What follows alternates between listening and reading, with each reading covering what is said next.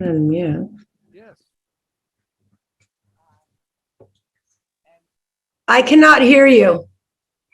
Can you hear me? Yes. My mic on, can you hear? Oh, I didn't have the mic on. Okay. I wanted to tell you, somebody came to the meeting. Believe it or not, somebody from Spokane is here at the meeting. So I would like to introduce our visitor. Oh. Came earlier why she than went. expected, but he's here. I'm very excited.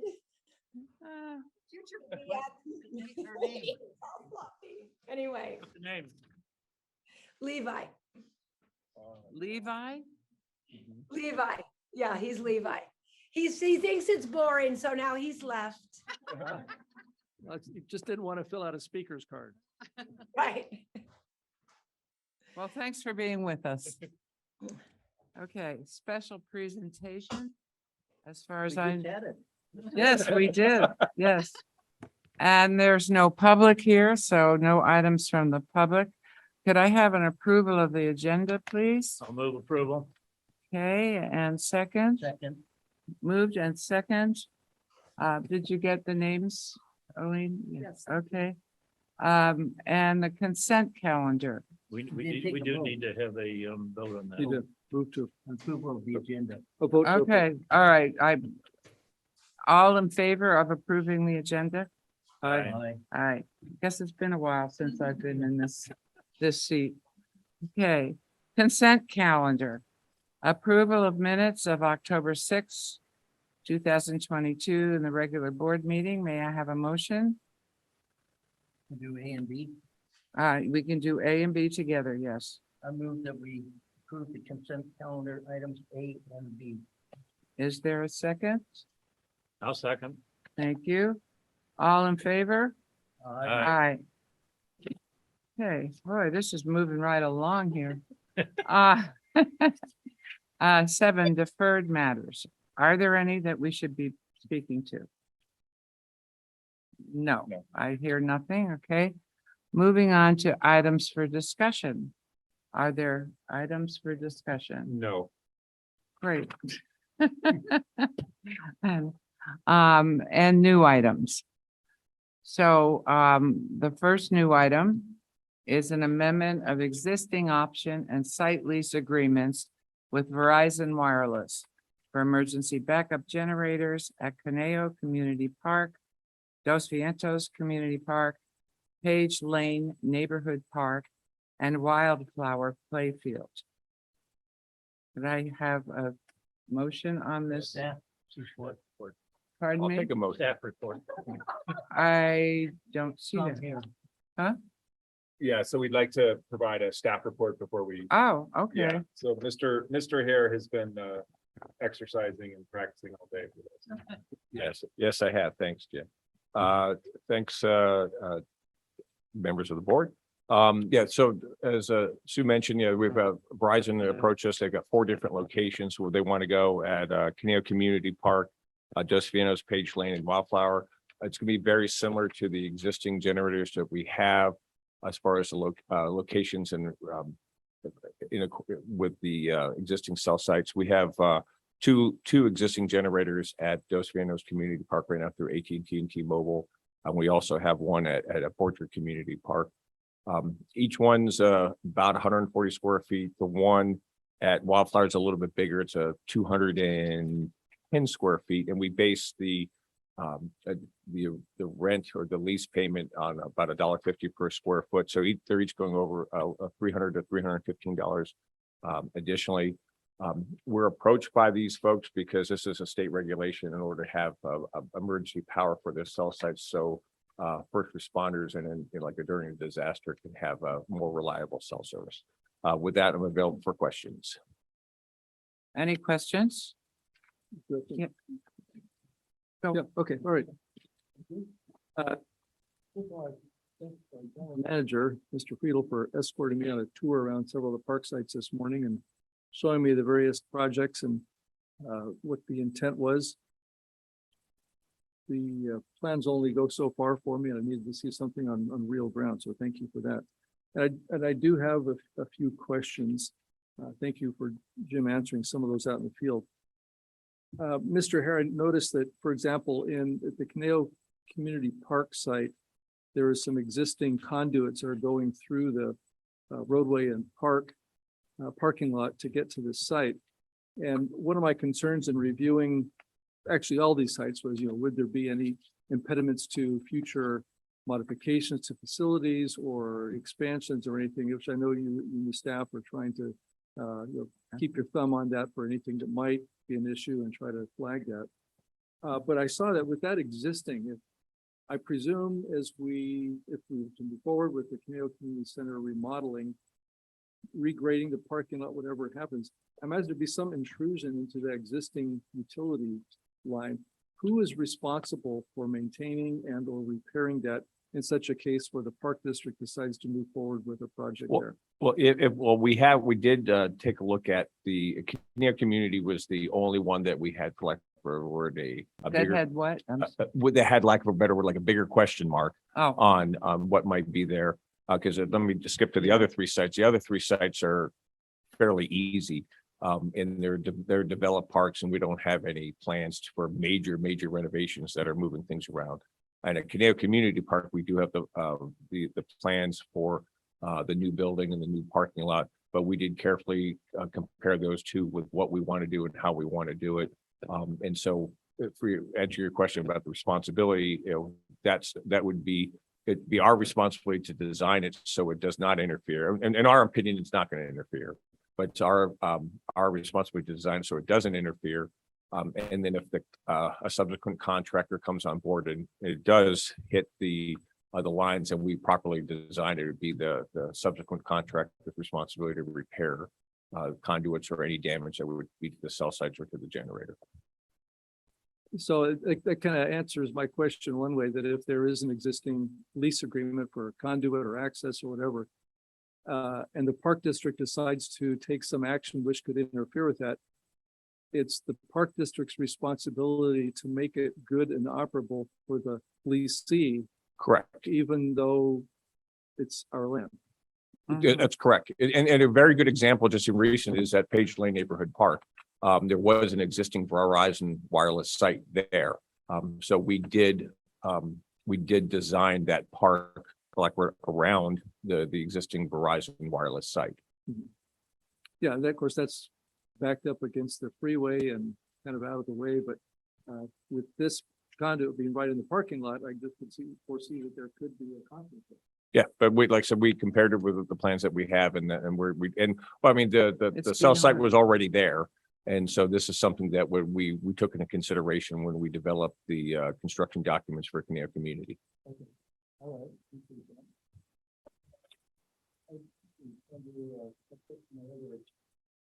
Oh, I noticed in several of the lease agreements, there is a paragraph for landscaping, but there was nothing there for community center. Is that intentional?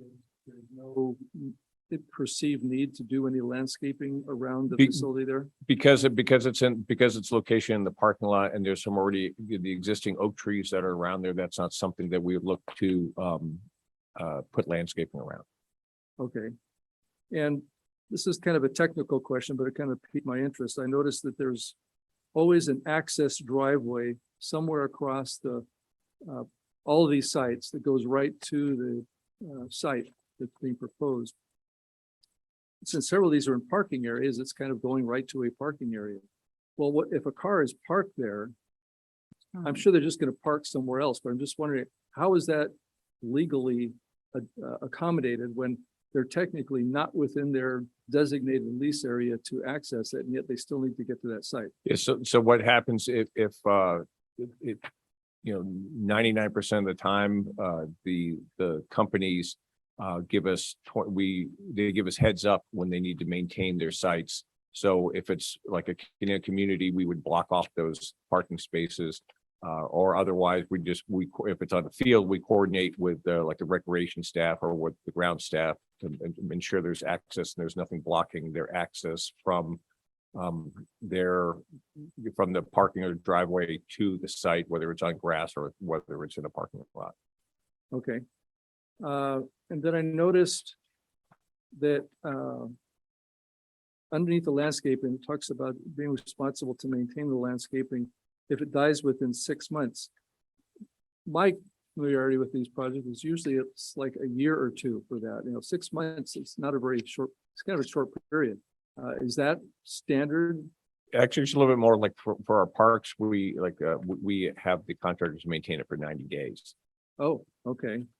So it's even more than usual. Yes. All right, because maybe it's for trees, I think. Yeah, sometimes it's a longer. little bit different, like for like a building warranty is different than for like a park warranty. The building warranties we have, if we were doing something, a construction on a facility would be generally a 1 year warranty on the workmanship and the materials. But for parks, it's usually 90 days. And then for this, we probably would split the baby because it's a little bit of a different animal. So we go six months. Okay.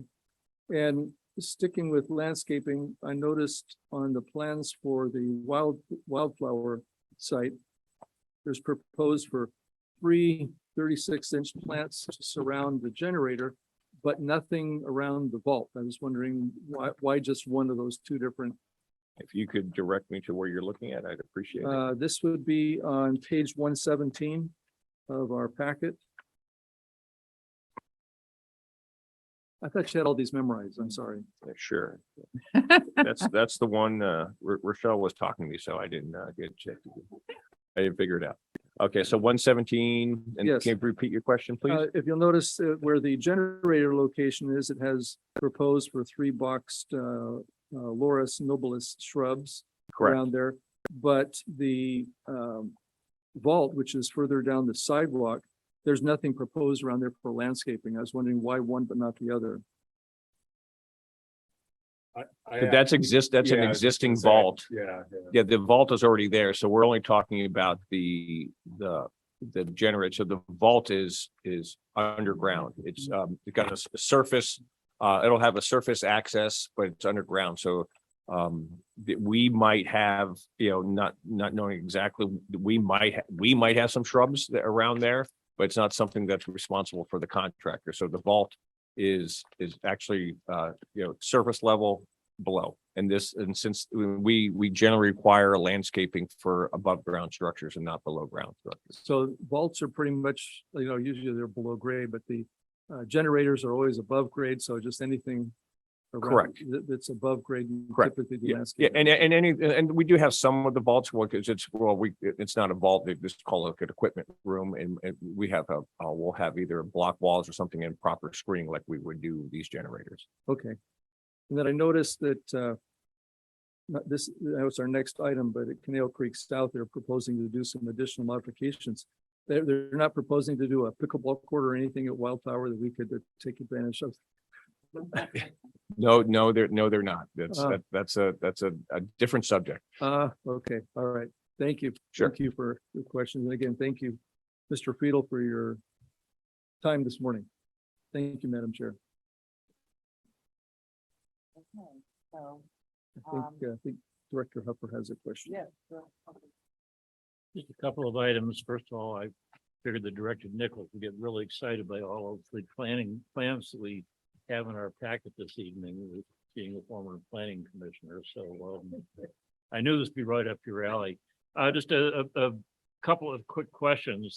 These 4 are small projects. They're off to one side or another of the complexes, and presumably be relatively quick to start and complete. Would any of these have any impact on the existing facilities and users on these facilities? Generally, no. I mean, my staff will coordinate with Rochelle's staff if we'll just, like I said, hey, they're going to be at, like I said, Wildflower is a very good example since page 117 is open here. It's in the parking lot.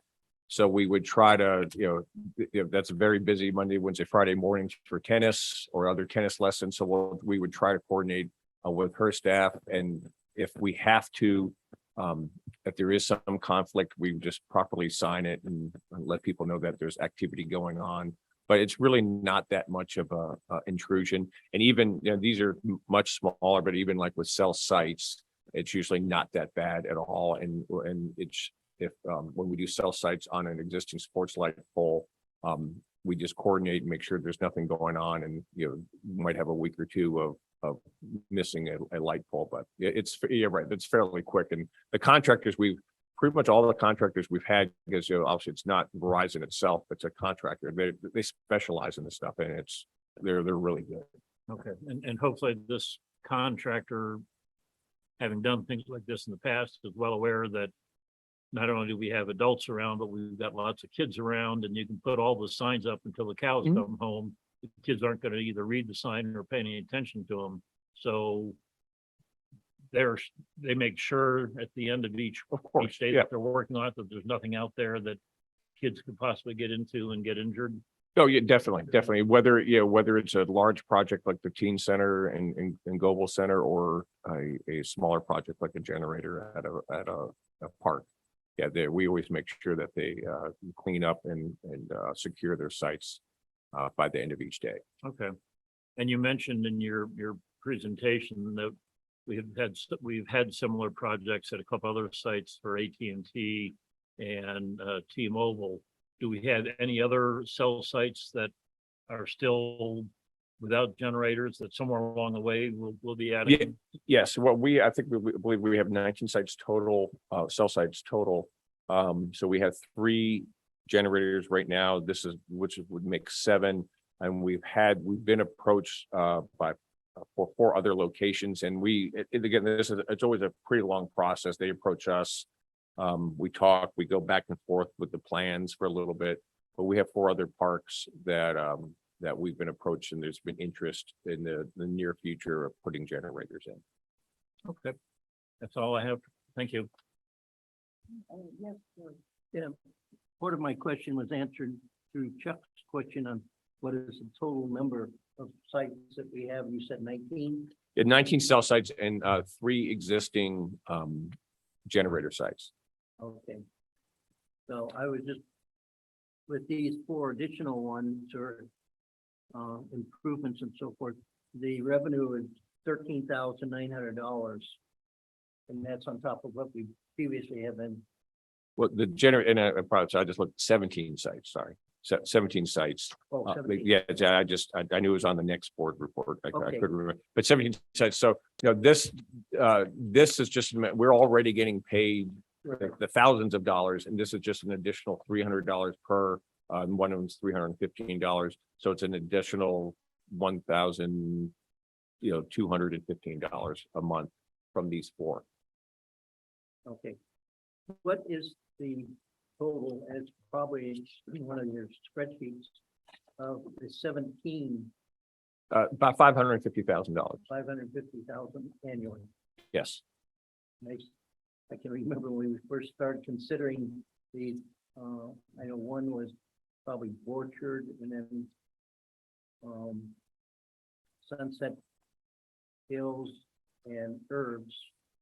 Get the name of that park right now.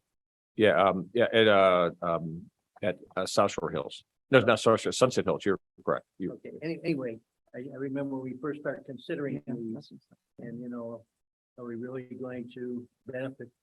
We certainly 500,000 annually with a nice benefit. Yeah, the industry has changed quite a bit. Our first one was at Teo Park. The one right in the middle was a 110-foot pole. And talk with the legend, or the story goes, because back then it was so new, we took their contract and their price because we went, okay, because and there was nothing else comparable. But since then, since it's such a large industry throughout the nation, we've been able to, copy, use. There's lawyers. There's we use one of the better consultants to help us review our leases every few years to make sure it's market rate, the language is correct, and we've actually probably changed these leases 5-6 times since I've been here, and then bumping up the market rates. Great. Again, the great asset they have, and I'm glad that CRPD is able to assist in our communications in our community in this way. Doug, you had something? Yes, one additional question. I didn't see any reference here to interacting with the city, and I noticed all the lease agreements refer to, working with the vendor to perform, to be able to get the permits. With vaults and generators, what is the process, if any, for getting permits through the city?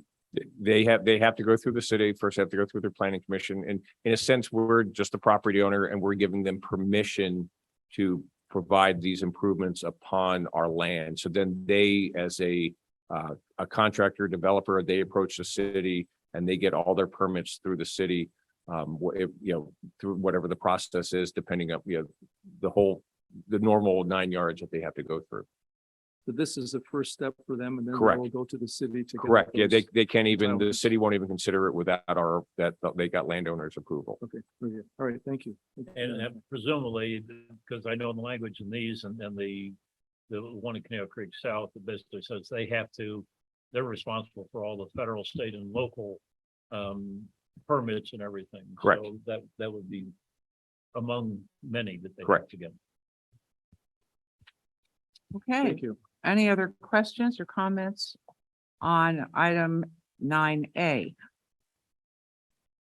And could I have a motion then to approve all the amendments that have been listed for the various parks? Sure, I'll make a motion. for that. Okay, Yeah, I'd go ahead with staff recommendation to authorize the general manager to approve the amendments with Verizon for the 4 parks listed in our packet. okay. Is there a second? I'll second. Thank you. Okay, all in favor? Aye. Aye. Aye. And then roll call vote. We have a roll call vote too. Okay, Aline has to ask for the roll call vote for all, I think, for Nelly? for all of us, I think.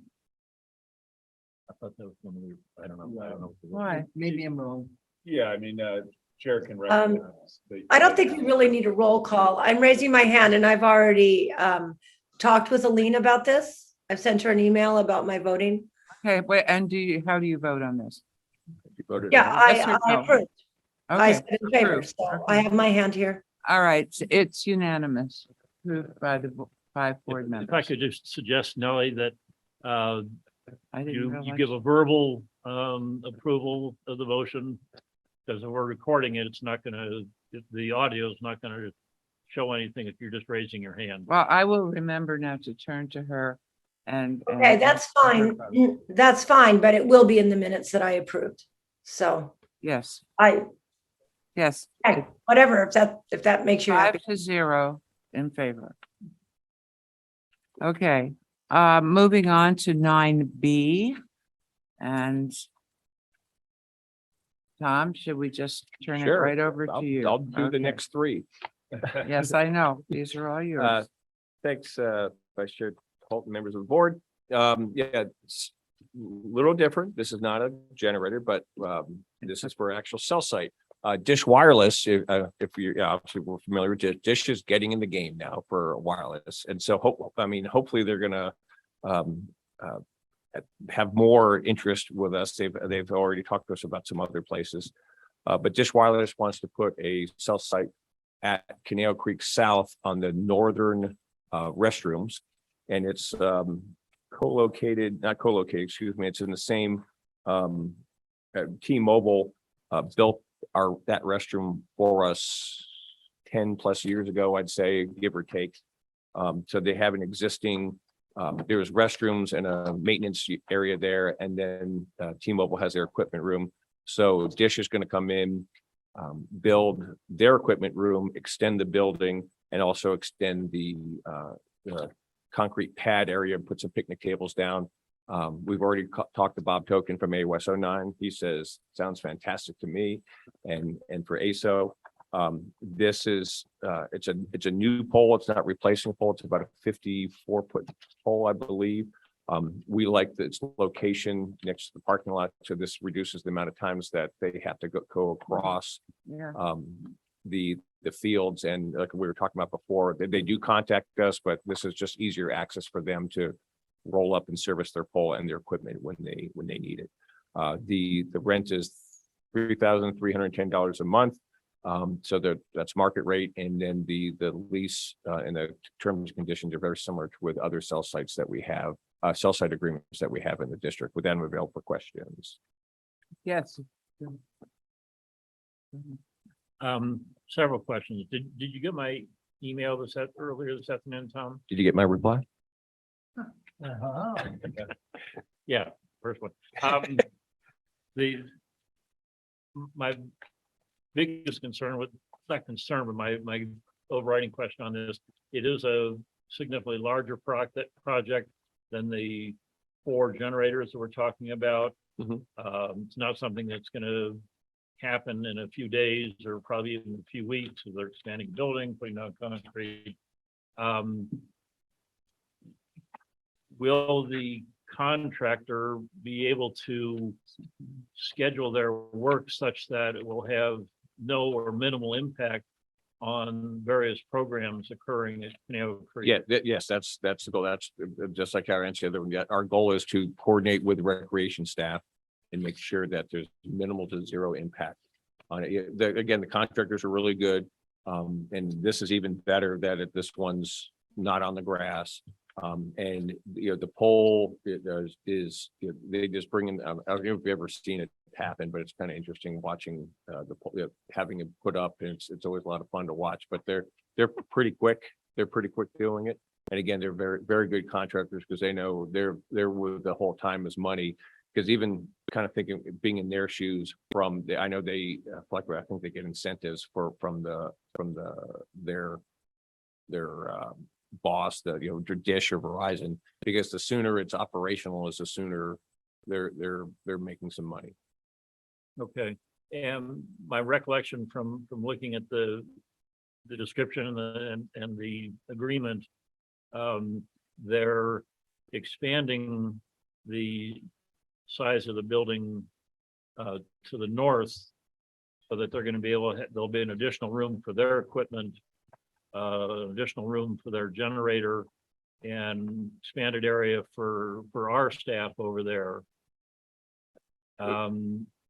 Will all of their construction leave the restrooms on the east side of the building, leave those alone so that they won't be shutting down the restrooms for some period of time? Yeah, there's no construction in the restrooms, but we're getting we were going to replace the roof anyway on that facility. So there's going to be a new roof on the facility. So there will be some disruption. And you'll make sure that that disruption doesn't happen during the peak of soccer season or soccer I mean, tournament. who's going to look through the roof? I mean, only I can. You did say you're retiring, Tim? And right. All right. Yeah, no, same. We'll try to minimize the disruption as much as possible. And whether it's, the roof is being put on and the bathrooms get closed for, 3, 4, 5 days, something like that. And whether we'll coordinate with the recreation staff. Okay. Because that was my biggest concern, was any disruptions to various activities going on there. There were a couple of other relatively. And I answered correct, noted, whatever. Okay. Yeah, you had good questions, and we'll take care of the concerns that you. Okay. addressed. All right, because I haven't had a chance to check my email since this afternoon, so. All right, that I believe, let's make sure there weren't. No, those were my only questions then. Okay, are there any further questions? Yes. Yes, thank you, Madam Chair. Again, thank you to General Manager Friedel for showing me the site again this morning on that. I do have a couple of follow-up schedules. Mr. I understand kind of partially answered this earlier, but when it comes to the rate schedule for the monthly rent, is that just kind of like a survey of the market rate? Is that how that works? Correct. So we have a consultant that we use, on an annual basis every other year, or when something like this comes up, and just say, hey, and we look at what we're charging currently, and then we just see if the market, where the market is, to determine the monthly rate. Because we haven't had a cell site. It's been a few years since we've done a cell site. But yeah, we do use somebody to help us out with that. Okay. And just for my clarification, all the funds that are collected with these leases for these utility arrangements with, cell sites and things, where does that end up deposited and how is that accessed for use? Right, go ahead, Melissa. I'll take that one. So the majority of it goes into the capital projects fund. And that's where you see Tom's big spreadsheet, but the ones from Dos Vientos do go to Dos Vientos. The community center or No, Oh, into the Dos Vientos Dos fund. Vientos fund. So, The fund- so, okay, yeah, the so fund. if it's, there's a cell site in Dos Vientos. Yes. Somewhere, that Good. money stays in the Dos Vientos fund to be used by Dos Vientos improvements. okay. Would that be the same for Rancho Caneo? If that was- Yes, but we don't have any We just cell don't have sites any there, there. Correct. Okay, all right. but we're open for business. Always an option there, yes. One of my concerns is I saw the site and I know there's an existing pad there, which seems like a very logical location with the tower. But I also know there's a tower just a stone's throw away that's already existing there. My concern is, I don't want the site, I don't want the facility to look like we have a row of towers, and if we're going to have a second one, what's to stop a third one and then a fourth one? How do we contend with that? Do we just say no the next time or just say, hey, two is enough? How do we work? with that? We could, and that's something I can tell staff about, because when we were approached, because it's almost like a three-way conversation between us, city planning staff and Verizon or whoever the provider is. And that's something we try to look with them. It did not have, like you said, rows and rows. We do have some co-locations throughout the district. That's sometimes more desirable because there's already something going on there, but then those providers have to agree. And then, but we also were taking the fact because of the wonderful uses that happen on Caneo Creek South, that we were weighing the pros and cons of having this next to asphalt and parking when it's being serviced, and for construction too, like for what Chuck's concerned earlier on. This definitely minimizes the impacts to the operations, whether it's grounds operations, recreation operations on the facility. So but that's something we do take a hard look at that stuff, and even we get nuts with them sometimes, like the radome, what contains the antennas. They'll propose, because we like them slimmer and taller, and sometimes they ask for these excuse me, gnats over here. They ask for like big fatter ones, and they'll, believe me, we totally look at the aesthetics. We don't want to have the fake pine tree out there. We try to get something that just looks like a pole that's supposed to be there. But we're not looking at to populate the facility with poles all over the place. Sure. Yeah, I know the city has guidelines for that. And the applicant will have to make their way through that process as well. And then the last thing, which is not necessarily cell related, but to the project, in relation to the amenity changes that Mr. Huffer was referring to, I was noticing with the 3 picnic tables out there, which is a very nice addition. But I also know that the soccer fields are quite devoid of any shade. And it would be nice if we could include some shade structure there, like even just a sail. Would that be a possibility? That's a pretty decent amount of money to ask for the provider to provide that. I understand what you're saying. So that's something, we recently just did that picnic shelter by the snack shack. That's fairly large, and I believe ASO's extremely happy with what's going on there.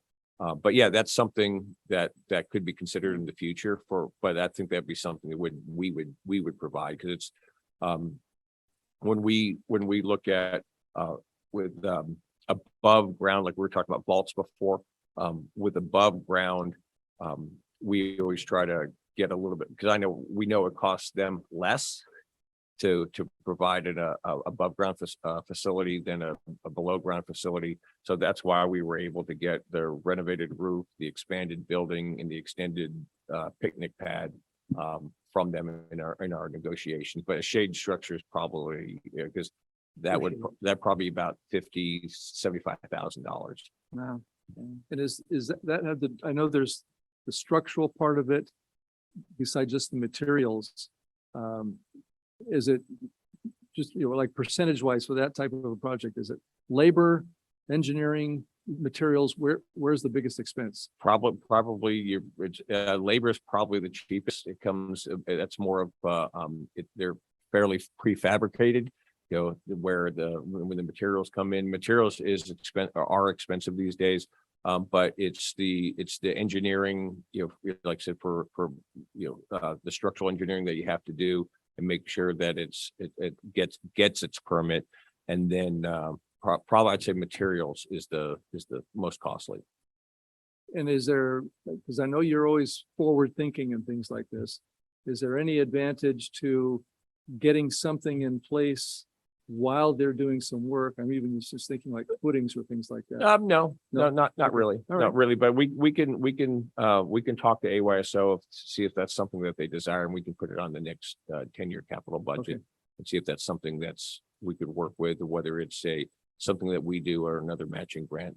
And sometimes, and Chuck, if you want to answer, is that a fairly used bathroom? You know what I mean? That's something that's part of it too, because you have the community. The snack shack part of my is- concern, to make yeah. sure that the restrooms are not impacted or minimally impacted. Yeah, well, I'm saying, but even from the picnic, I mean, That would be hugely popular up there. okay, there you go. See, So- there you go. So that's something we probably should put on our 10-year CIP, or talk with AYSO about maybe a matching grant next year or the year before. I think I copied everybody on it, but we just put out the 7 months heads up for the CIP matching grant. And if it's something too, if Dish, if we can, if it's sometime like around the same time, we could maybe, contract with Dish to do a combination, rather than, like you were saying, doing it at the same time, Yeah. rather than, so it's possible something like that could happen next fiscal year if all the stars align. How about some umbrellas over the table? We, I just You speak really from, wanna I be just there. speak from years on the soccer field. Yeah, It's just so we- blistering hot out there. we- Not nearly as many, Doug. we don't, that's something that's more kind of home stuff, not industrial for us. We like I think the mistake that we made when we put the fairly frail umbrellas at like the dog park. Hmm. And and sometimes with them, the sun's got to be the right spot, and and it's just almost not worth the money and the effort. It's blowing over in the wind. I always like to do it right, do it once, Yeah. spend the $50,000 and put it up there and make it look great, rather than having it look cheesy and doesn't function that well for 5 years until we have the money. All right, well, thanks. Just trying to think ahead. I know you guys are doing this, but just seemed like it was a logical connection. Yeah, I'll put that though for, like I said, for a future Yeah. capital project. Okay, you, Madam are Chair. there any other comments on? Yes. Just a follow-up to what Doug was saying. As I was you answered my question, Tom. I was gonna ask you about umbrellas like they have the dog park, but that hasn't worked out very well, huh? The old ones. You remember when the ones we had Yeah, before? Yeah, no, those were not good. The shade structure we have now is perfect. People love it because it's permanent, it's sturdy, it's huge. That's it. Because when we were there for the ribbon cutting a year or so ago, and thought those looked very Okay, substantial, so. Yeah, no, I'm talking, the new one we did is awesome, but the Okay. ones we did 10 years ago at the dog park, Not good. not so awesome. Okay, but the ones Okay. that are there now. Oh, that would co- fantastic. That would, but I mean, that would be pretty costly. Yes, and that's what I was saying. It's a project, not something we just go out and do ourselves. Because I did already forward your email to the commissioners to let them know, be thinking about the matching grants for next year, so. Okay. Mhm. Any other comments? Okay, could I have an approval of 9B? Yes, I will move approval of staff recommendation. thank you, Mr. Huffer. Second, Second by George Lang, and all in favor? Aye. I Aye. Nellie? I said aye. There you go. Oh, I'm sorry, I didn't hear you. That's why I was doing the hand. But Okay. I'll say aye and raise the hand. There you go. Yeah, sorry, didn't hear that. Yeah, Okay, that passes unanimously. Now we move on to excuse me, 9C. Okay, Hey, I'll take this one. I know I Yes, haven't I been here in a think you while, will. so just for me, like, no more questions, okay? Okay, cool, thanks. All right, thanks, everybody. So this is for the Teen Center and Global Adult Community Center Expansion and Renovation Project. Couple different things we want to do here. One that the city recently approved, they amended their grant agreement for the Teen Center expansion for the project. It's $150,000, and we want to recognize that grant revenue. Before we put the project out to bid, one of the things we talked about with the city was, if, depending on the price, do we want to be able to do the global multipurpose room floor? And they had it in, they do a 10-year plan too, because someone was over there before me, or excuse me, before now, it was me who created a 10-year plan. And then, hey, so they had the global floor in their year 3. And we said, so rather than you guys doing it in 2.5 years, how about we do it now and you pay for it? And they said, sure. So that's why they amended. So we just moved up that project a couple years. So that's the one part of it. So we would have to tonight recognize that grant revenue and approve the amendment. The next one, third recommendation is appropriating $350,000 from unassigned fund balance to the project. And I gave you, oh, you guys should have this. Hey, go two for 4. Okay. That's okay. You don't guys don't have to wait. But so this is a little breakdown.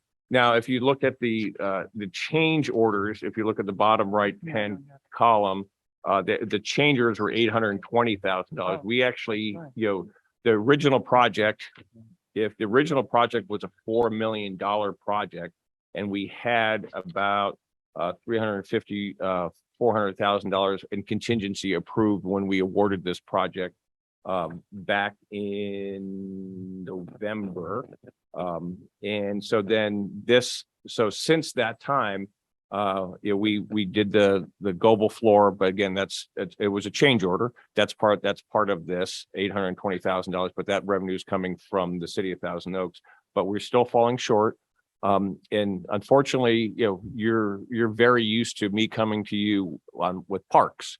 Parks generally don't have very many change orders because it's a vacant land or it's a renovation of a playground. There's very minimal change orders. Standard construction practice for any project is 10%. I usually come to you with more like a 7 or 8% on parks, and we did use the 10% for this particular project. 30-year-old buildings. And if you look at these change orders, and I just really quickly, just giving you a few examples, in bold, I put so change order 1 has 4 different things to it, but in bold, we put for the higher price ticketed items with a money amount, just sort of give you kind of an idea. But in a sense, it's like renovating your home. 2 of the major things that happened was, when we opened up the bathrooms at the Global Center, it wasn't pretty. So we had, I think that I'm trying to remember, that one was a lot. Oh, $83,000 for the bathrooms. It was pretty messed up. That was what was behind it. But that's something as a building architect and mechanical and engineering and plumbing disciplines, they can't see that because they can't open up the floor. And unfortunately, I think we've all been there when your contractor opens it up and says, okay, I'm going to need another $5,000, another $3,000. We had problems with the flooring. We had problems with the drainage. And one of the other bigger problems that we had was the shade structure. And I think we've talked a little bit about this before. The city of Thousand Oaks originally had approved our shade structure permit and then took that off the table and for various reasons. So there was about a 6 to 7 month delay for the shade structure approval. And that's when the poop really hit the fan as far as inflation goes. And everything was based in the shade structure it just wasn't approved in the exact same place with the exact same materials and all that. It had to move just a little bit. So we had to go back and design a whole bunch of different things to make it work. And probably an average, I think it's about so we'd ask like the concrete contractor, okay, hey, you're ready to go now. And he goes, well, it's been 6 months and here steel used to cost this. About 23% was the average for a lot of the materials. It wasn't labor, it was materials. Things just skyrocketed from when it was. And then even the shade structures themselves, the prices went way up. So unfortunately, it was a timing issue, and it was unforeseen site conditions that were out there. Honestly, not a lot of staff wants this or staff wants that. This is, we're doing our best to give staff and give the public a beautiful facility, which we will. I don't know if you guys have been there. Did you take Doug there today? I don't know if you guys have been there. I mean, hey, this is just me. I love this type of stuff. Go in the bathrooms. Whoo, they are gorgeous. You go to the bathroom? Yes, we went in the bathroom. Yeah, but just check it. Just check. Ju- I Yeah, love just the- checking. That's right. We're just checking the bathroom. Just checking the bathroom. You didn't go to the bathroom. You went into the bathroom. Yeah, no, the bathrooms are gorgeous. I'm really excited for the lights at the end of the tunnel. The flooring looks great. The shade structures are being shipped from Texas on November 11th. They say says a couple days. So we're looking at probably the Thanksgiving end of November for completion, substantial completion. We'll work closely with the recreation staff and all of you to schedule a celebration. It's been a long road. It's been interesting. And unfortunately, we saw this coming. A lot of this coming. If you remember, I did email the board beginning of September saying what I'm doing tonight is probably coming. And then the reason we waited is because there's been so many unforeseen site conditions that we didn't want to ask for X amount of dollars in September and then come back to you today and go, okay, I just need a little bit more to finish it off, and then ask again and ask again. So we behooved us we had enough funding where we could do it, behooved us though to wait to the end and project if you see like change order 7, we have if on the big sheet is pending, and that's a fairly generous of what we think it's going to be. And we, a little fluff. So we do have some wiggle room with this $350,000 that we're asking for. But again, really great project, really beautiful building. I strongly suggest, I'm more than happy to take anybody over there if you want to take a look at it and show you what's going on. It's definitely night and day. We're really excited. We appreciate the patrons and recreation staff's patience as we've gone through this fun endeavor and all the delays that we've had, but we're nearly there. And I think it's going to be a year from now and everyone's going to say, man, this is the best teen center and the best senior center that's in the state. I really do, just from the facility and from the programs and staff that we run. It's the updating is going to be really fantastic. Okay, I'm available. Oh, that's no questions. So, okay. Yes, Tom, if I recall, this is like the second project that we've used this contractor for CRPD. No, we've never used this contractor before. Okay, never before. Never used this contractor before. So this is first time with him. Okay. Based on these experiences and engineering changes, et cetera, are they organization that we'd consider in the future too? We'd have to take that. Depends on the situation, and I don't think I'm not There's no confident. commitment. I can't commit either No, I one wouldn't expect. in an open session. Okay, thank you. Okay, any other questions? Yes. No, go right Oh, ahead. okay, all right. I'm not allowed to ask. questions. Yeah, that was I just didn't directed see at you. I you. saw. Thank you, Mr. Hare, for the review and also for this update on all the change orders. I'm just trying to do a little penciling here with my pen, which I probably shouldn't do, but maybe Director Heffer can do better than I can. But I was looking at the original contract of $3,526,250 plus a contingency of $350,750. And then I see this list of all the change orders, which is $820,000. So my first question is, if I took that original contract number and added the $820,000, would that be the total amount that we would pay to complete this project? Yes, correct. Okay, Yeah, not the contingency, yeah, because the contingency is, I mean, contingency is part of correct. this, Correct. not, yeah, it's not on top of it. Okay, so with the contingency of $350,000 and we are appropriating of $350,000, that's an additional $700,000. And I'm looking at this $820,000. It seems like it's not quite adding up. I'm wondering what I'm missing The there. city's $150,000 they're giving us for the floor. Okay, so that's in addition to the $350,000. Correct. Because Okay. we're realizing that grant revenue, that's part, so for lack of a better word, tonight, we're asking for 350 from us and realize the grant revenue from the city. So it's really $500,000 for the, from this action to the project. And so that'll end up providing an additional, I don't know, $1,500,000 that's unaccounted for that you might need to use somewhere else. Yeah, yes, yeah, where we Somewhere in that we overestimated just a little bit. Rochelle wanted a freaking huge party, just like $30,000 or $40,000 or something like that. So we'll see. Okay, all right, I'm better understanding this now. The question I had was the staff report, it was on page 168, says to requires the additional appropriation of funding to complete the project in a proper manner. And my question, I relayed that to the general manager today, it just seemed like there was a little bit fluffy of a justification.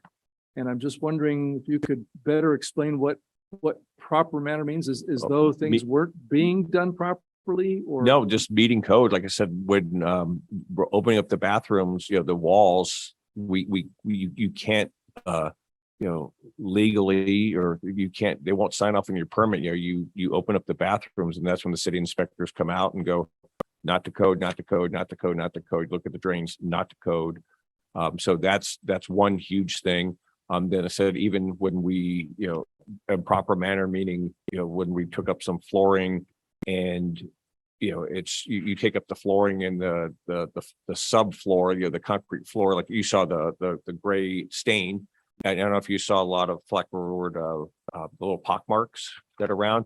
Yeah, the floor was all jacked underneath that you can't anticipate, looking underneath the tiles. So rather than just, staining the floor and saying, hey, we're done, the proper way to do it would be to float the floor, stain it, fill in the cracks, and do all that. So it's, whether it's legal, safe, accessible, we had some fire issues, some HVAC issues, so that we have to, like I said, meeting code and meeting operational needs and meeting aesthetically acceptable things, like I said, like not having holes in the floor. Okay, so obviously the anticipation when he started this project was to meet code. So the meeting Right. code wasn't a surprise. The surprise was when you got to see what was behind the curtains, Correct. that it wasn't what was expected and required more work to make it code compliant. Correct. Okay, all right. Thank you. Thank you, Madam Chair. Yes. Okay, I have a, It's a comment. Okay. That's I'll my allow that. recollection of the 10 years I've been on the board. Okay. You mentioned this early on, that this is very different from a park project. Mhm. And all these change orders would not typically occur in a park project, even Correct. something as big as Yeah. Sapling Trails. I'm not an expert, but heck, I'm not even knowledgeable of contract language. And I can certainly understand that you open up a wall and the plumbing is terrible and there's all kinds of problems that couldn't have been foreseen ahead of time. I guess it is gonna turn into a little bit of a question. Somewhere in the contract, there is language that says in effect that if there are unforeseen problems, that it's the district's cost or district's problem and not the contractor's problem. Because you have Correct. you have contingency. The original contingency was 350,750, which apparently in most cases is enough to cover the undiscovered Unforeseen. problems. Yeah, so yeah, there's definitely definitions of what a change order is and who's responsible for what change orders. Rarely, and it happens, and it's great because sometimes we just point to believe me, there's other change orders we've denied, in this particular project and some other projects where contractor will say this, and this, and I'm like, no, section so-and-so says this, and you're not allowed to claim that. Like one of them, I could talk forever on contract language and change orders. But yeah, if it's something in the basic sense, look at it's something beyond the contractor's control. Whether it's a supplier or an unforeseen site condition, they deserve it. Anyway, let me back up a little bit. Like contingency just means it's something in our back pocket. It's not something we're committing to the contractor. It's just something just in case. It's more of it's a budgetary financial tool to not come back to the board and say, hey, I need more money. I need more money. I need more money. It allows us the flexibility to do change orders. And like I said, that's why when we do a playground, we can do a $500,000 playground with a $50,000 contingency, and we do $10,000 of change orders, but you guys never see it. And usually those change orders, honestly, or it might be something really small, or we're out there and go, oh, that'd be really cool to have another bench there and a table there. That would look really sweet. And go, yeah, cool. I'll order a couple more, and it's a few $1,000s. And you guys never see it. And you never even see. You probably don't even know from the beginning to the end that there was a change. But for this particular one, I said, yeah, we have to, it's a two-way street. We protect the contractor and we protect ourselves also. And by being fair and reasonable for what is expected. Sometimes it's the architect, his specs not as clear of what the product he's supposed to be providing, or its colors, or there's the myriad of things, but in a sense, it's just the contractor has to prove to us. We just don't, like I said, we just don't say, oh yeah, good, sure. We take a very hard look at his proposed. They give us what's called a PCO, proposed change order, or an RFI, request for information, and say, how should I proceed with this? We thoroughly investigate it, and usually on the the RFIs, you said, hey, this, and this. Just letting you know, this is probably going to be an additional cost to me because of these reasons. We investigate it, we negotiate, and whether it's with our own staff or and engineers, like you say, oh, it's going to cost $5,000 to do this floor, and we said, no, that's not good. Well, we'll give you $3,000 because it's a square foot, whatever. So we take a very, very hard look at proposed change orders, and before we actually sign and execute them. Okay, so and I agree, I really do appreciate all this detail. And most of the items are the big ticket items, particularly that I can certainly understand. Again, looking somewhat at the on page 168 in the table, you said paid to date to Solix is a little over 3.5 million. I'm sorry, that's everything that's been paid. Yeah, and it's with the architect and all that. It's not just Solix, but the bulk is Solix. Okay, so that's the bulk. And if you were to add the 820,000, you say current remaining contract of You're not adding it. million. You're not adding it to this 1.1 million to 820. That's 820 is included, including in that. all this. So yeah, presumably some of that 1.1 million is work that they've already done, not covered by the change orders and I can't remember the terms of the contract, but basically they get paid what monthly or something like Mhm. that. So some of that 1.1 is work that's already been done, Correct. not And covered by the 820,000. correct. Yeah, correct. And then just even if for like a FYI, I just put in Jim's box today, a invoice from them for $613,000 or $631,000. So that's how close they are. So, but yeah, we're, it's usually, it's like, it's monthly or so, and they're fairly large, invoices that they provide. Okay, I believe that answers my question. Thank you very much for the Sure. information. Okay, Director Nichols, did you have some, and Director Cusworth has did you something. have some question you had wanted? Yeah, Director Nellie, we can, Kessler? we see that. Yeah, go ahead, Nellie. Okay, so my question is, these are public buildings. They should have been built to code. Were they not built to code, or did the code change? Oh, no, the code changes. Yeah, the buildings are over 30 years old. Yeah, Okay, so it's because there's new code. That's what's happened. Correct. Yes. Okay, or, and use of the Or- building. And yeah, use and abuse. Yes. So, okay, any other questions on this? Okay, can I have a motion, regarding this? This is 9, where are we? 9C.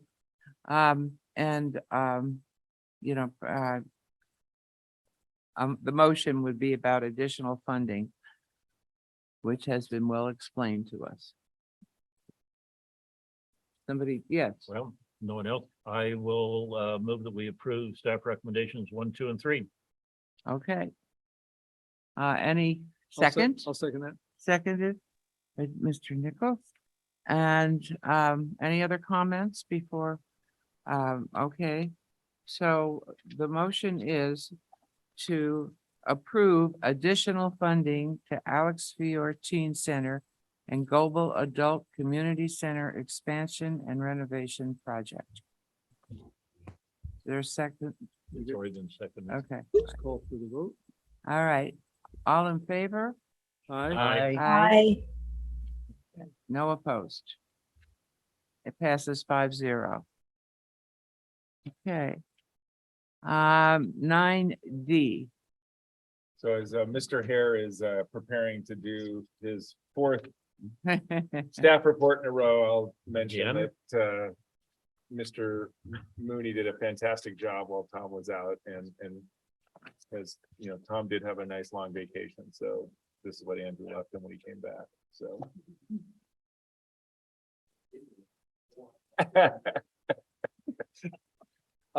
Yeah, thanks, Jim, and members of the board. We do this on every 2 years. This is the, go ahead, pull it up. This is the 30-year, so everyone's seen it. So we did this 2 years ago. Hey, cool, the 30-year capital asset maintenance plan. This is a pretty neat tool that we started about 10 years ago. So we took a look at, well, let me back up. You know, if you're familiar, we have been doing our 10-year capital capital improvement plan, which you don't have, I've got just in case everyone needs to see it. But that's something that we use, and we're doing a kickoff next month with staff. But that's something we use. That's kind of for like you see that every 2 years, and it's for like where the hardcore stuff, like, hey, this is the real stuff. Not saying that this isn't real, but so we've been doing that for 16 years.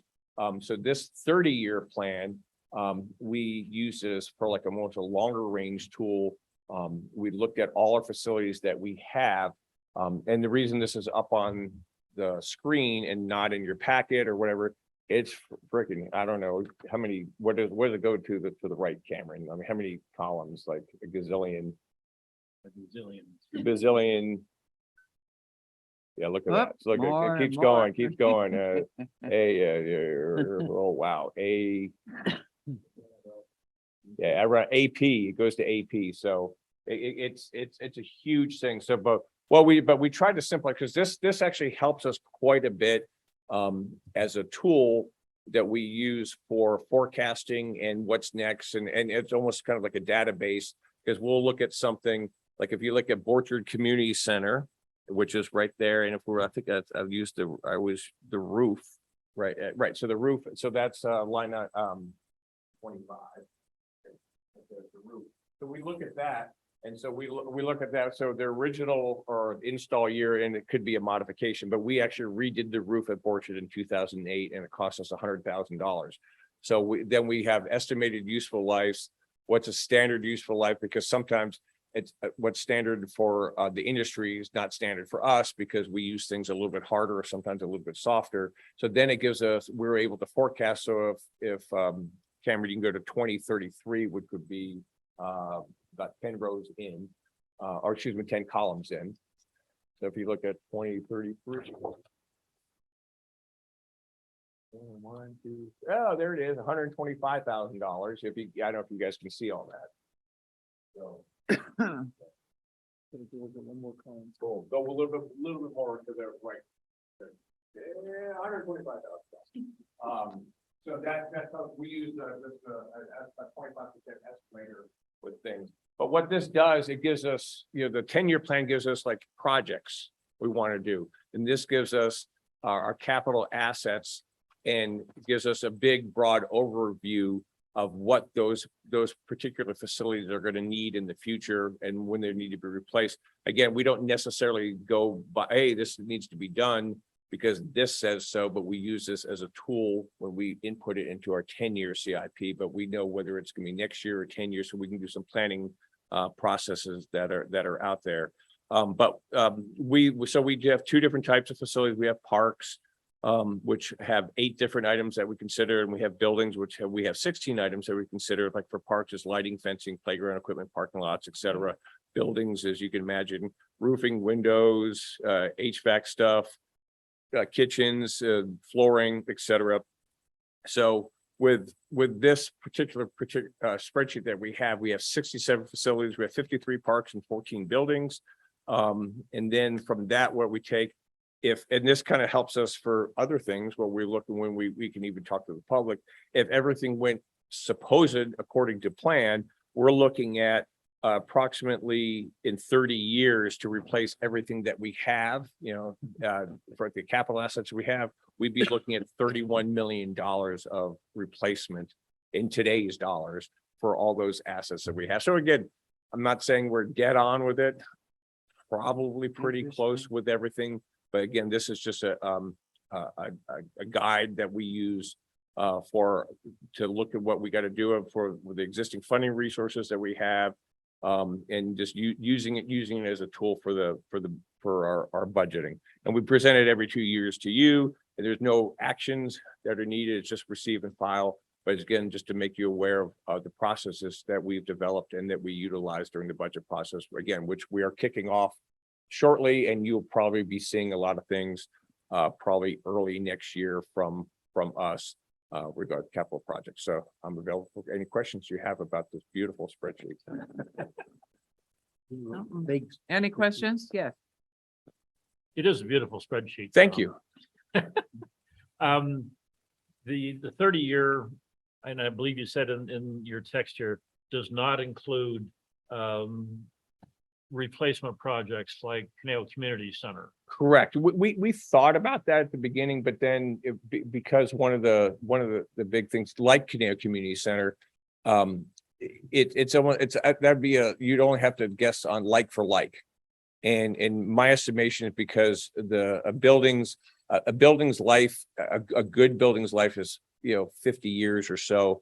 But as we're seeing with Canal Community Center and what I've got in my brain for TO and Borchard and Old Meadows, they're not going to look anything like the way it is now.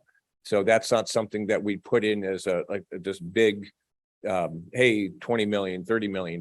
No, we remember if we did kind of do an overview, we have that year X in the 10-year capital project, and we just do it like a square footage thing. But this is just to, the building staff and the ground staff does a really good job of maintaining and making these things useful for recreation staff and for patrons.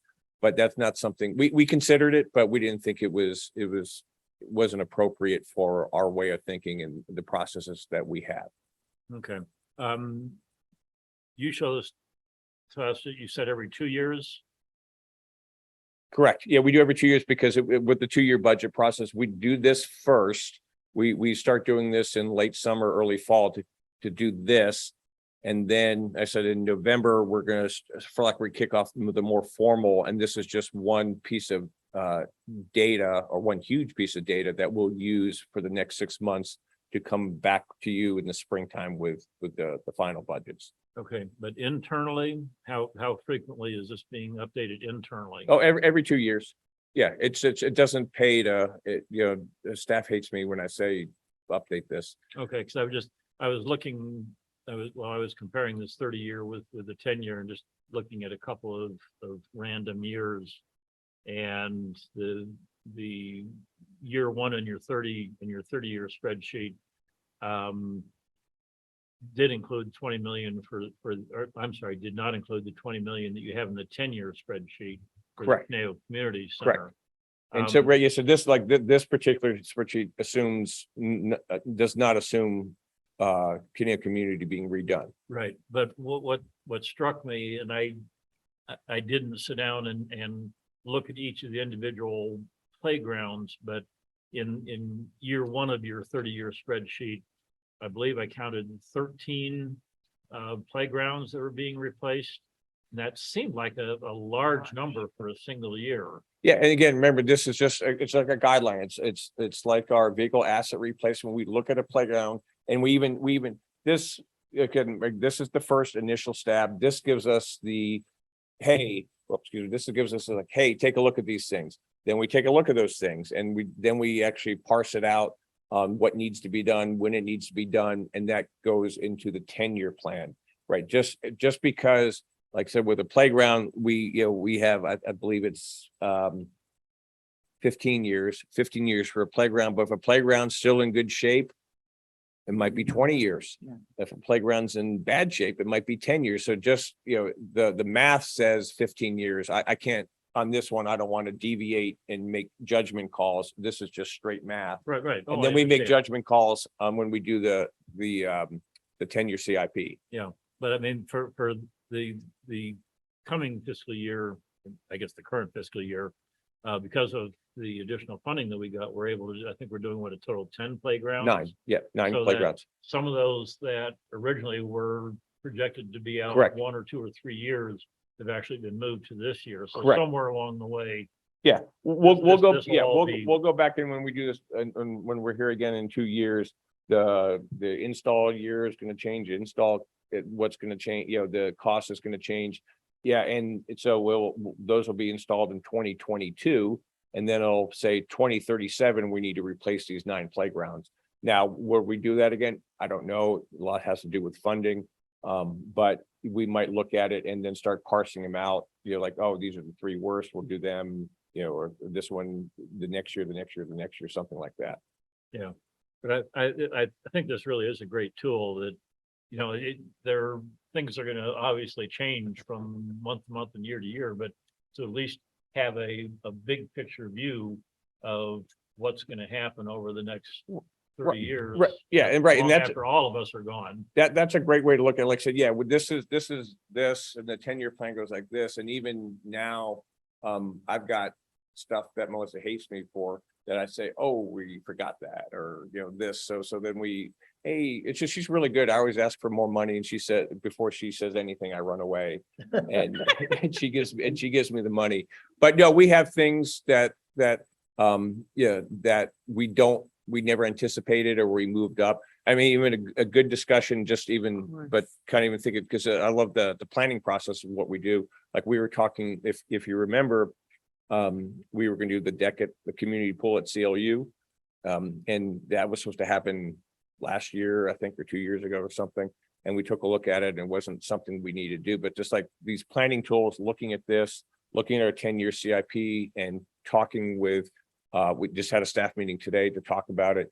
And we, D wants 18 to 24 months heads up. We went, I guess, because we're thinking that's a 6-month thing, but using this and talking and continuous conversations with everybody. So then we were like, okay, let's we actually need to start, we need to start thinking about this now and how we're gonna implement it. And like, we're like, just as a side note, we're like gonna talk to Cal Lu. They want to do their deck at the same time, combining the economies of scale, that sort of stuff. But we're always looking 30 years into the future, 10 years in the future, next year, next month, tomorrow. But things change constantly. This gives us a great idea of where we're headed. Yeah, well, I think that's great. And aren't you Okay. glad that you now have Excel? Back 15, 20 years ago, you couldn't go out the column AP in Excel. Yeah, I So, know that I remember that was not, you had to make like another sheet. Thank you. Okay, are there any other comments? Yes. Thank you, Madam Chair.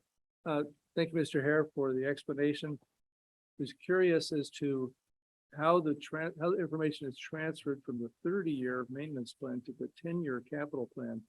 Do you have these spreadsheets that are communicating, or No. is somebody going through this line by Mhm. line and say, oh, yep, that's one we got to add to the list, and that Yep. one's we got to add. So it's a manual process. It's a manual process. We've looked at some other things, and every time we've, especially like this, this particular one, and even the 10-year, there's consultants, oh, I'll do that. Here's a program. You still have to have all the data. We do all the work, and the consultant is the one getting paid. So we just said, how about we'll do both? And this, what I really like about it, is, I've let Andrew do this the past 2 times, and he's doing this. He's been doing the CIP the past. He's doing it this year, and he did it 2 years ago also. But the beauty of it, when you're doing it as an administrator, backwards and forwards, know everything about it, and then that way, because things come up. Well, hey, I was thinking about the roof at or let's just say the picnic area at Canal Creek South, the new one. Oh yeah, it's year 4. We got that for $50,000. You just know it right away, and it gives you a better sense of rather than, oh, let me check the spreadsheet or whatever. So it gives you a really good sense when you do it yourself. But it's all, like I said, it is all manual. But once you setting this up sucked. If setting up the 10-year CIP was not fun. But once you start getting into the process of it, it's not that hard. It's rote. It's a template that we just have to like I said, manually change it. And the vehicle asset replacement's a pain in the butt too, but you know that stuff backwards and forwards. Thank you. Okay, any other comments or questions? Thank you very much for the presentation. You can approve it too. Yeah. Just to well, make me feel happy. What we need a motion to receive and file the presentation. Okay.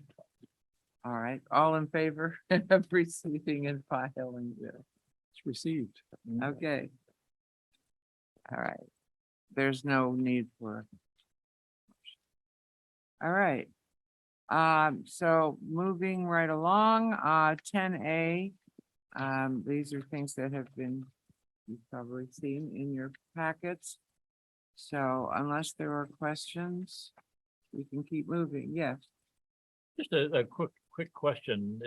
How often do we have to refund a Quimby fee to somebody because the city? Couple times made a year. mistake and calculated? But no, for the mistake of calculation, rare. I think this might be the second time I've seen that. Every now and then I cut you off, but we do refund probably about once a year, and the project's no longer feasible. The developer or homeowner decided to downsize, and they prove it to us, and so then they pay their fee of $2,000, and we refund them $500 because they got less square footage. It's about once or twice a year. Just we do any sort of refund. Okay, it just Yeah. struck me as a little odd, but I mean, it's such a small dollar amount. Yeah, it happens though. It Some of happens, it- and we again, it's like we're just talking. We just like you're talking about contract. We want to be fair, and if someone comes to us and says, "Look, here's the plans. I don't think you were fair," I'm like, "Okay, yeah, you're right," and we give them back some of their money. Okay. Any other questions on park dedication fees? So we move to recreation highlights. Hello. I'm sorry, I thought this part of the Yeah, that- thing you guys just looked at and Just for- approved. Oh, well, Just it's for- 10B. I mean, I It's all- wondered it's if just you all had, reports It's all together. information only. Information only. okay, well, in case We'll later get. to Rochelle department had- reports. Yep. Okay. All right, well, any questions from us on 10B or 10C, No, thank you. Good. 10D? I was really excited to see that we're actually above 1% on our return. I mean, that just pitter pat. Yeah, right. Okay. And 10E. Just an activity report. All right, moving on to department reports. Now Parks Division report. Sure, I think I'll take that one. And I've got a lot of things, so, but I'll be quick. Okay. Um, Open. fun stuff, Page Lane Park ribbon cutting on October 29th at 10 o'clock in the morning. There will be no parking in the parking lot because that's gonna be for our activities and our food. So you have to park on the shoulder, so just letting you know ahead of time. But that's gonna be a lot of fun. Community is really excited about it. I've had quite a few people that I know live in the neighborhood or driven, but that's a thoroughfare that people say, when's it gonna be done? When's it gonna be done? So everything was signed off today at noon from the city. He didn't have all the manpower to take down the fence, but the fence should be down tomorrow. And so open to the public tomorrow.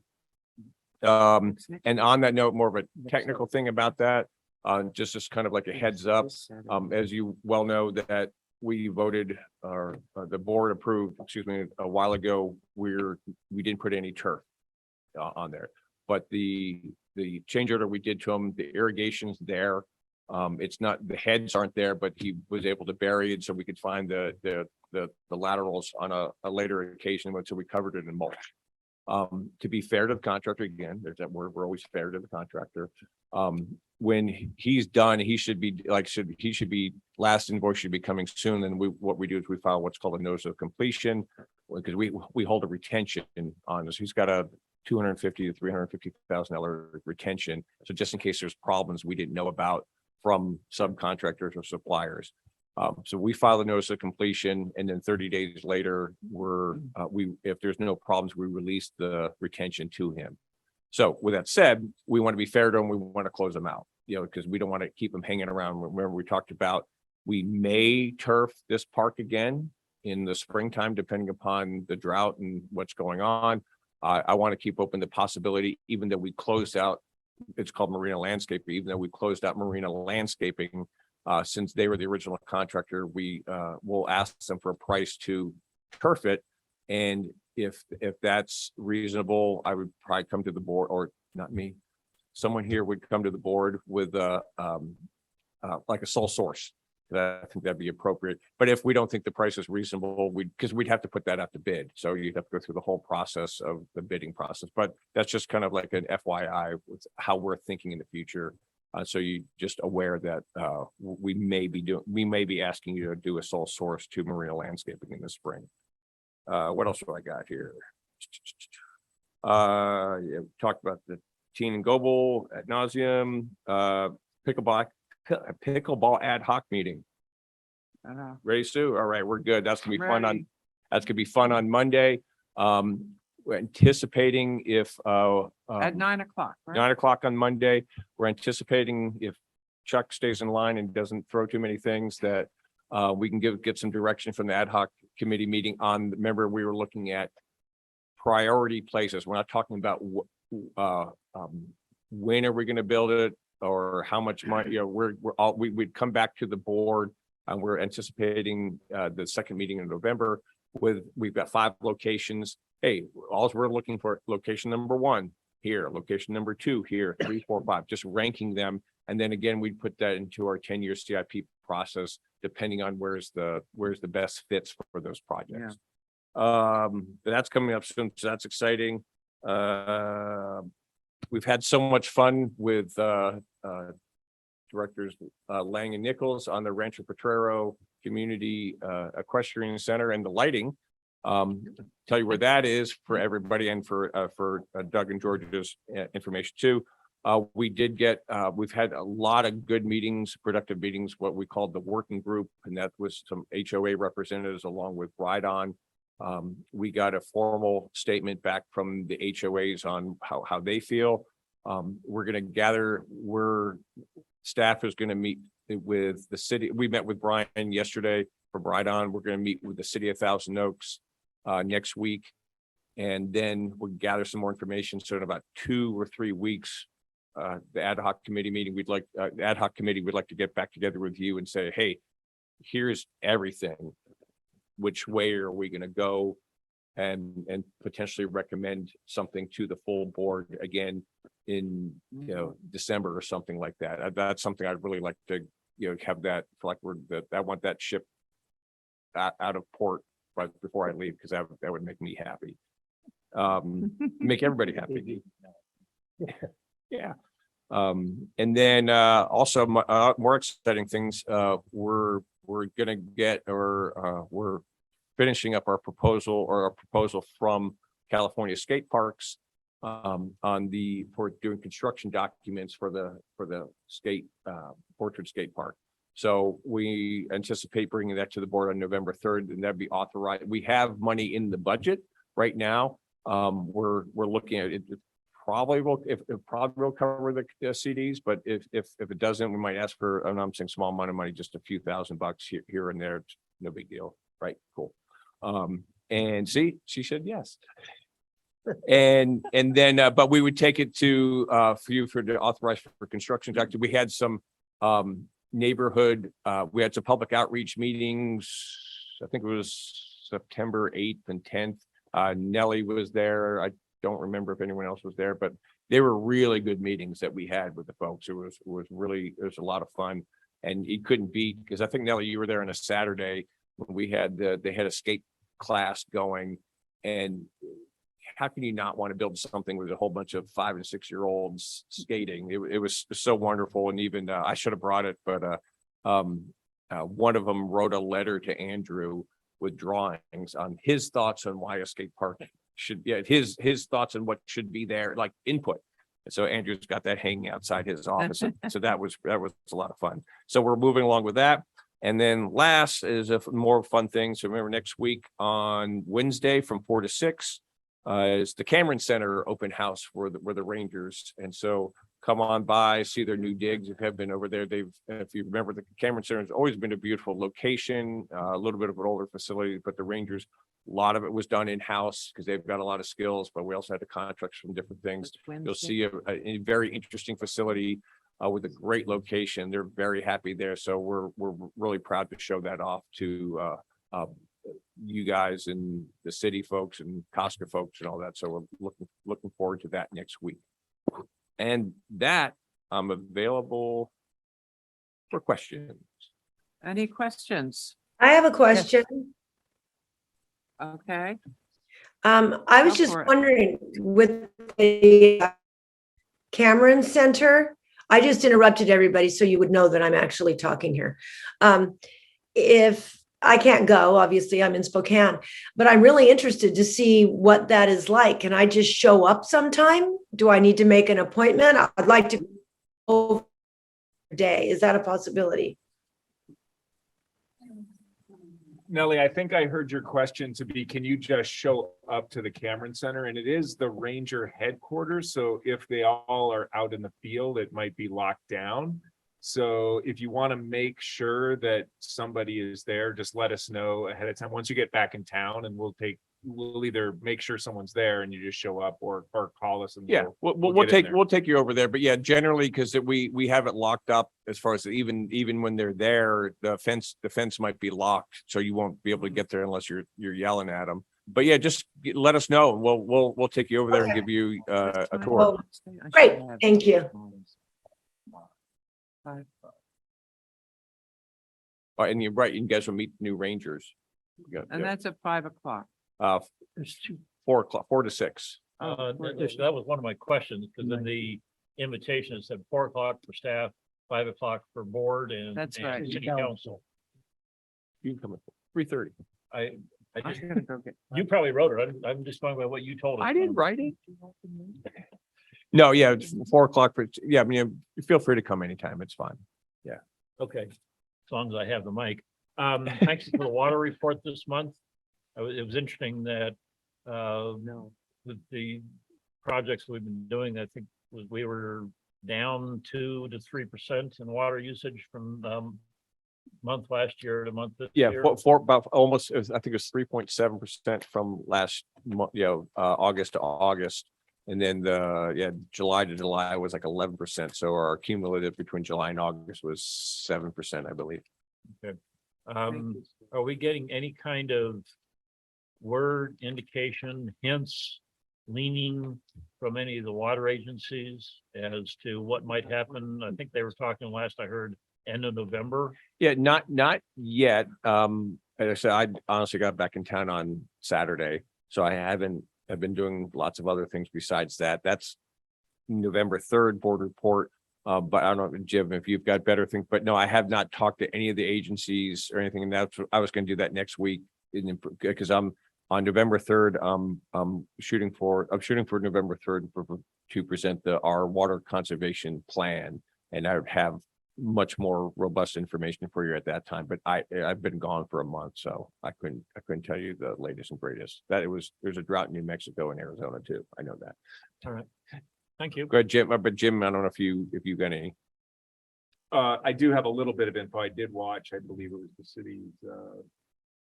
city council meeting when they were addressing, I think, an update to their ordinance. So it's really a month-to-month issue, and the Metropolitan is getting reports from all the water purveyors, and our Las Virgenes and Cayugas, the big water purveyors, are the 2 agencies out of the 6 that they're measuring, serving the 6 million people in Southern California affected by the kind of the current pretty severe restrictions, that are not meeting their water saving targets, but they currently are continuing to measure the savings based on the amalgamation of all 6 agencies together.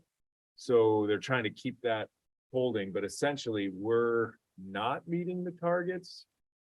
And because some of the eastern area agencies, which have their own typically groundwater supplies that we don't have, they're actually pumping more and more of their own groundwater and therefore saving even more of the water they get from Met. So that is actually benefiting us. And so far they keep measuring us all 6 as a block, but that isn't necessarily going to always be the case. So they keep kind of saying, beware, beware. So we can never get a good night's sleep. So it could go to no outdoor watering still. Okay, any other questions? On the park division? Well, thank you very much. And now we have the recreation division report. Thank you, directors. All right, just a couple of things for me. You guys should have gotten your program guide in the mail, and hopefully you noticed this was kind of a retro look and feel. And if you look through the program guide, there's lots of old pictures in there also. And so Charlene and Juan have done a great job and continue to do a really nice job in the marketing department. Just a reminder, I think in the past, you guys might have gone to the CSVP luncheon that was usually like in November, December-ish. They do not do that one anymore. They do a big one in April outside for everyone. So just reminding you that that change did happen. Saturday's Haunted Trail. I think some of you guys have tickets and I hope I'll see you out there. And then the last thing is we are doing the community birthday party on November 18th. And it's going to be at Canal Creek South. So we'll get you guys some more information on that. It'll be in the little community room and outside in the patio in the back. So it'll be real nice, a little inside outside event there. And That's hopefully I'll November see 18th. November 18th for the community one. So just make sure that's on for sure on everybody's calendar. And then I'll see 4 of you on the 25th. Yes. All right. And with that, I am open for questions if you have any. Okay. Thank you very much. And now we go to Management Services Division report. Thank you. So just very briefly, I wanted to give an update that we have sent our request for proposals to 10 different firms for our classification and compensation studies. So hopefully I'll be coming back to you with more information in December, but the RFP is out. And with that, I'm available for questions. Any questions? Okay. General Managers report. Yeah, I think I'll piggyback a little bit on Rochelle's report about the 60th on the 18th. As a reminder, we're also working with the Acorn to do a special 60th anniversary pullout edition inside the newspaper. So by Monday, if you could get exactly 60 words for 60 years, kind of whatever speaks to your heart, but what does CRPD mean to me, or how is CRPD important in my life, or just list the 60 favorite trails you like to hike on, whatever you think is a fun way to use 60 words to try to explain what CRPD is all about. And we're going to invite folks from the community to do that as well. So that should be kind of fun to see what we get. And But you look want for that that. by Monday? Yes, please. Yes, please. Director Lang's done with it. So thank you, Director Lang. I didn't even know about The it. Gold Star, yeah. And yeah, I apologize. I just sent out an email, so you might not have seen the email yet. And then just again, thank you so much, Mr. Hare, for all the hard work this evening. You know, you were on NRPA, then a vacation, so we hadn't seen you in a bit. So we missed you. It's good to have you back. Even though it is not for a very long time. We'll have to address that soon enough. But wanted to say a quick congrats to Director Cussworth on her new grandbaby, and then to also Acting Chair Holt for stepping in and running. Thank you. And as a reminder, on December 1st, an hour before our 6 o'clock meeting, so at 5 o'clock, we're going to Oh, be in this room. I may not be at that meeting. I'm writing notes, but That's your party. December Oh, 1st is okay. your party. You have to be here. Yeah. I guess I'm at here. Yeah. No, I was gonna say, I won't be at the meeting. December 1st. I could stand out there and go, Exactly. wait a minute. December 1st at 5 p.m. We're going to be celebrating your 28 years, 7 terms on the board. That's super impressive. And we want to make sure we celebrate you and celebrate Oh, that thank you. achievement. So, so that'll be December 1st, right before our board meeting. And then, is there anyone waiting to speak for public comments, just to make sure that, okay, so we do have somebody that is on for public comments, but that's all I had, and I'm available certainly for any questions. Oh, and we do have a need for closed session at the end of the meeting. Short one.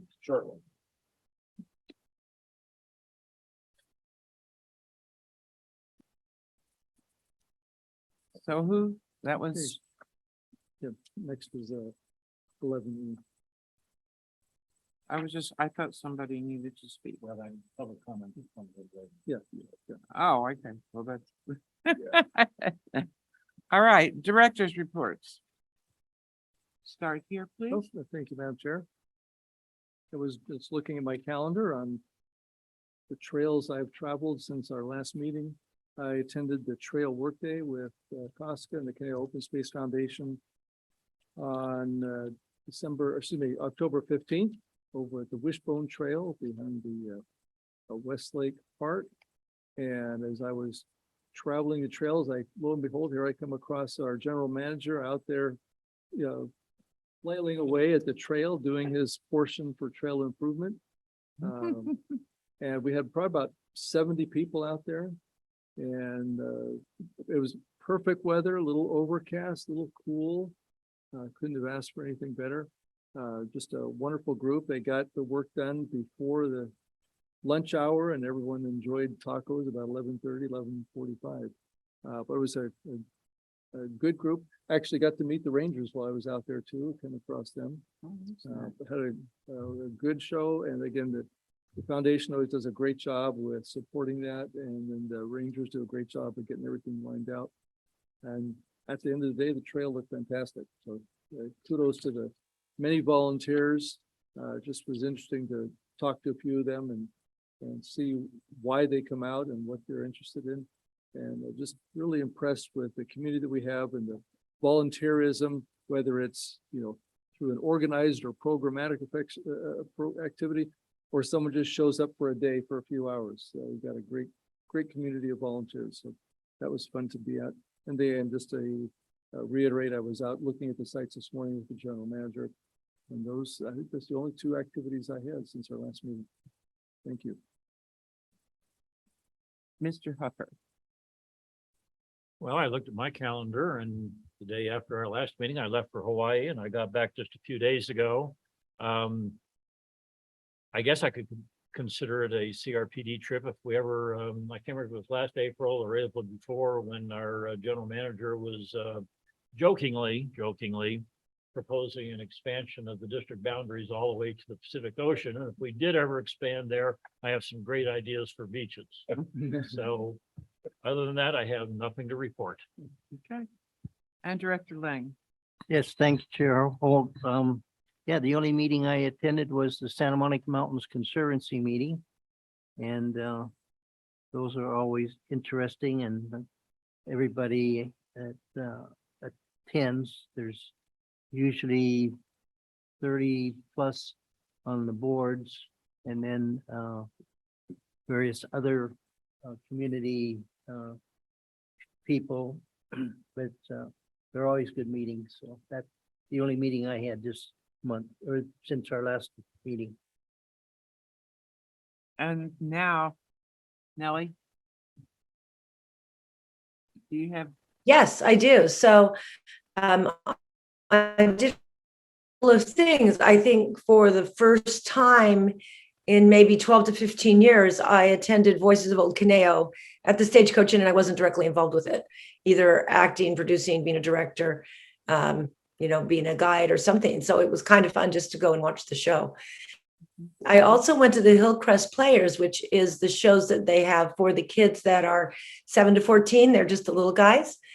And I thought it was nice. Megan was the director, and she emailed me. I'm sure I was on with a lot of people to come and see it, but they had planned that before COVID. Oh, that's Able to put that show on, and it was really sweet to see those younger kids acting. And then I guess that's about it. I went to another event at the Stagecoach Inn, just one of their movies that they've been doing, movies and dinners, to kind of around the end of the year, and so did their general meeting in that evening. I think that's about it. Been looking at some parks, drove around Spokane today. And anyway. okay. Thank you. Thank you. I had a quiet 2 weeks, I guess. I always forget until I look back at my calendar. So anyway, any other comments from any of the board members? Okay. So, I guess it's time to, Item 12. okay, item Request, 12, yeah. request for status reports and items for subsequent agendas. Just one Yes. comment. Thank you, Madam Chair.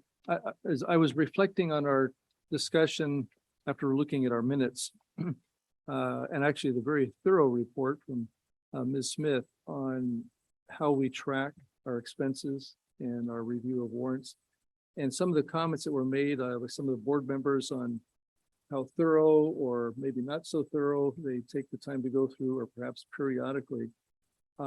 And I was thinking about that as I noticed on the agenda that it's actually something that we approve as part of the consent calendar. And if we're actually not thoroughly going through it and approving it, we kind of wanted to still keep it as an item on the agenda, so to speak. I thought maybe it would be appropriate to move it to our reports and announcement section where it's there, available for review. We can certainly ask any questions on it. But we're not actually approving it as part of the consent calendar, especially if there are folks who are not truly going through and looking at it line by line. And they can attest that they actually reviewed it and can approve it. So I just throw that out there as something that we might consider. Obviously, we're not going to take any action on that, but just as an alternative to kind of still have available, still completely be transparent, but maybe not necessarily go through it line by line like we might be expected to do if we're actually approving it as a consent calendar item. So something for consideration. Okay. Thank you. Any other comments? Okay, I just turned the page. Okay. Are there any other requests for status reports, items for subsequent agendas? We've gone past that. Items from the public, there is. Oh.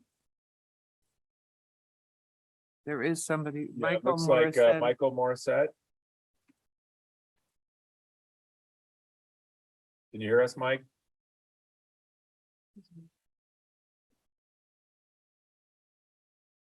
Mike, you there?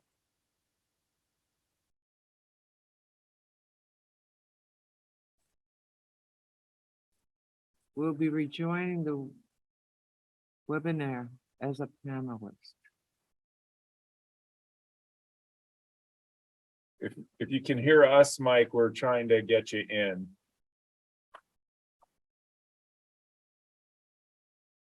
All right.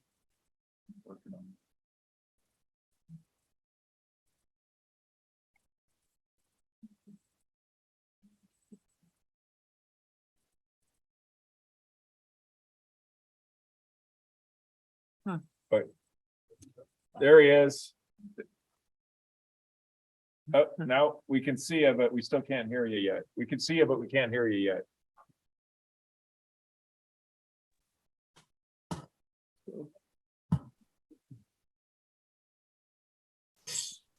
Interesting. There you go. There we go. Okay. One word. All right. I'm here now. I'm sorry, you guys. I was just sitting quietly in the background listening. I didn't want to come on and waste any of your time without having talked to you. So I really don't have any questions or comments, but thank you for noticing that I was here. I do want to get back into into the conversation with you, though, about the subject that we talked about last year. So I guess I'll start by addressing Jim outside of the board meetings.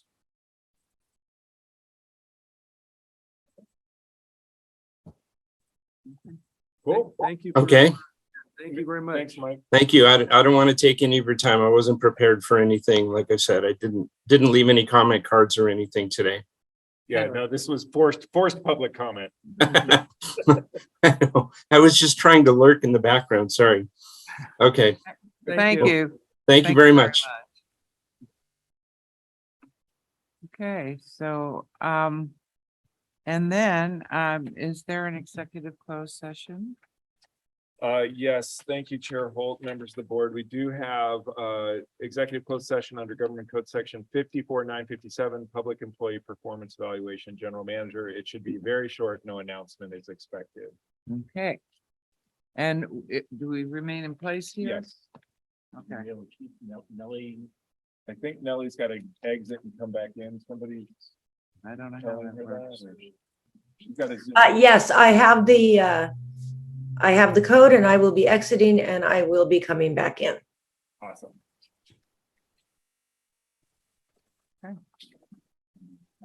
And how long, are we taking a break? This should be really, really fast, I hope. Okay,